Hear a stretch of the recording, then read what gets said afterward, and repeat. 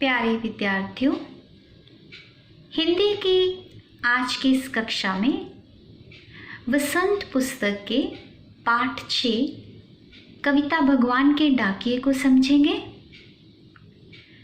इस कविता के कवि रामधारी सिंह दिनकर जी हैं। रामधारी सिंह दिनकर राष्ट्र कवि के रूप में जाने जाते हैं। कविता को समझने से पहले आइए इसका वाचन करते हैं। पक्षी और बादल ये भगवान के डाकिए हैं जो एक महादेश से दूसरे महादेश को जाते हैं। हम तो समझ नहीं पाते हैं मगर उनकी लाई चिट्ठियाँ पेड़ पौधे पानी और पहाड़ बाँचते हैं। हम तो केवल यही आंकते हैं कि एक देश की धरती दूसरे देश को सुगंध भेजती है और वह सौरभ हवा में तैरते हुए पक्षियों की पांखों पर तिरता है और एक देश का भाप दूसरे देश में पानी बनकर गिरता है। डाकिए मनुष्यों के लिए संदेश लेकर आते हैं, उनके सगे संबंधियों का, उनके रिश्तेदारों का एक स्थान से दूसरे स्थान तक पत्र चिट्ठियों को पहुंचाते हैं।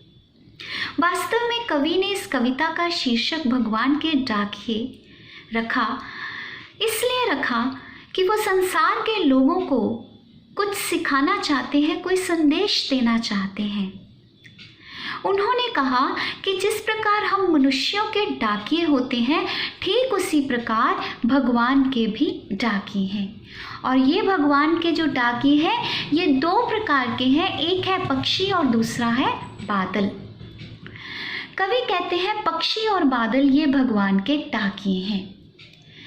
ये डाकिए एक महादेश से दूसरे महादेश को जाते हैं और जब ये डाकिए एक महादेश से दूसरे महादेश को जाते हैं तो ये चिट्ठियाँ पहुँचाते हैं और इन चिट्ठियों को हम मनुष्य समझ नहीं पाते हैं कि इन चिट्ठियों के भीतर भगवान ने कौन सा संदेश भेजा है, लेकिन इन चिट्ठियों को पेड़ पौधे पानी और पहाड़ समझ लेते हैं, पढ़ लेते हैं, बाँच लेते हैं, पढ़ लेते हैं।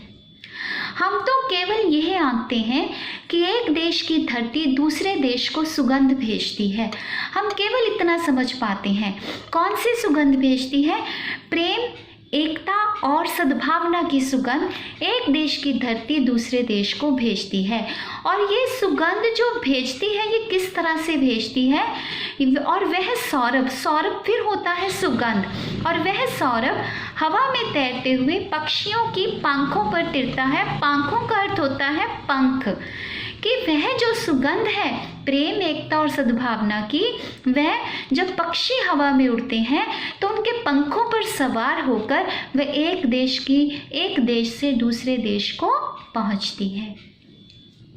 फिर कवि कहते हैं एक देश का भाप दूसरे देश में पानी बनकर गिरता है, कि एक देश में बना हुआ भाप बन जाता है, बादल बन जाते हैं, फिर वो बादल किसी दूसरे देश में जाकर पानी के रूप में गिरते हैं, यानी वर्षा करते हैं। अब संपूर्ण कविता में कवि हमें क्या समझाना चाहते हैं कि जिस प्रकार पक्षी और बादल किसी भी सीमा में नहीं बंधे होते हैं, एक देश से उड़ते उड़ते दूसरे देश में पहुंच जाते हैं, एक स्थान से उड़ते उड़ते दूसरे स्थान पर पहुंच जाते हैं, किसी तरह की सीमाओं में नहीं बंधे हुए। भगवान ने पूरे संसार को किसी सीमाओं में नहीं बांधा। सीमाएं होते हैं बाउंड्री, ये सिर्फ और सिर्फ मनुष्य की बनाई हुई हैं।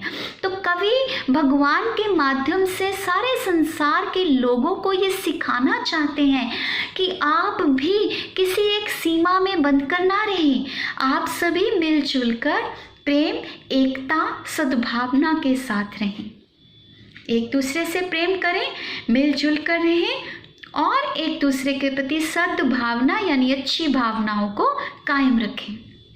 जिस प्रकार अगर पक्षी एक स्थान से उड़ान भरता है, कहीं दूर जाकर उसे नहीं मालूम वो किसी दूसरे देश, दूसरे राज्य में पहुंच जाता है, इसी प्रकार कहीं से इवेपोरेशन, पानी उड़ता है, भाप बनता है, बादल बनता है, बादल के बाद कहीं और बादल घूमते घूमते आकाश में दूर उड़ते उड़ते कहीं जाकर वर्षा करते हैं।